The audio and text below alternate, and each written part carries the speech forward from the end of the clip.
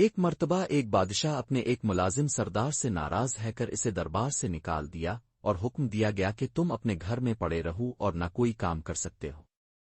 سردار بہت پریشان تھا کیونکہ اس کے بچوں کے پیٹ بھرنے کا سوال تھا۔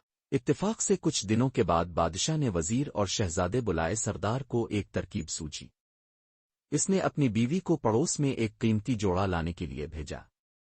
سردار نے جلدی سے زیب تن کیا اور دربار میں جا پہنچا۔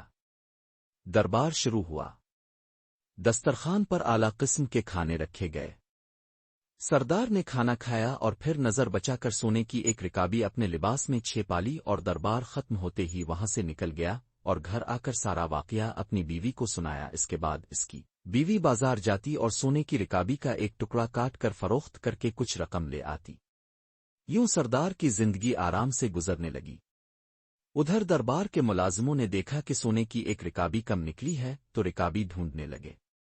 بادشاہ نے ان کی حالت دیکھ کر کہا کہ مجھے معلوم ہے کہ سونے کی رکابی کس نے چرائی ہے۔ اگلے سال پھر جشن ہوا۔ سردار اس بار بھی کھانا کھانے کے بعد پھر اس نے نظر بچا کر سونے کی رکابی اپنے لباس میں چھپا لی۔ دربار ختم ہوا تو سردار بھی باہر نکلنے لگا کہ اچانک بادشاہ سامنے آ گیا۔ بادشاہ کو دیکھ کر وہ گھبرا کر ادھر الفادیر دیکھنے لگا۔ بادشاہ نے ہاتھ بڑھا کر اس کا ہاتھ پکڑ اور کہا کہ پچھلے سال کی رکابی ختم ہو گئی، جو پھر ایک اور رکابی لے جانا چاہتے ہو؟ سردار کے ہوش الفاڑ گئے۔ آخر کار بادشاہ کے قدموں پر گر پڑا اور کہنے لگا، حضور کے حکم کی تعمیل میں مجھے میرے گھر میں بند کر دیا گیا تھا، کئی مہینوں تک پریشان اور تنگ دست رہا۔ آخر مجبور ہو کر یہ نازیبہ حرکت کی مجھے معاف کر دیں۔ بادشاہ کہنے لگا کہ اچھا، ہم نے تمہیں معاف کیا اور تمہاری ملازمت بھی بحال کر دی۔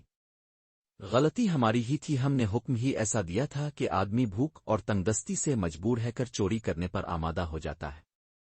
جاؤ، اب ایسی حرکت نہ کرنا، چوری بہرحال بری حرکت ہے۔ غلطی دونوں کی تھی۔ انہوں نے غلطی تسلیم کی اور ایک دوسرے کا آئندہ کے لیے عبرت حاصل ہو گئی۔ کہتے ہیں کہ پھر سردار نے کبھی چوری نہ کی اور نہ بادشاہ نے کبھی کسی کو ایسی سزا دی۔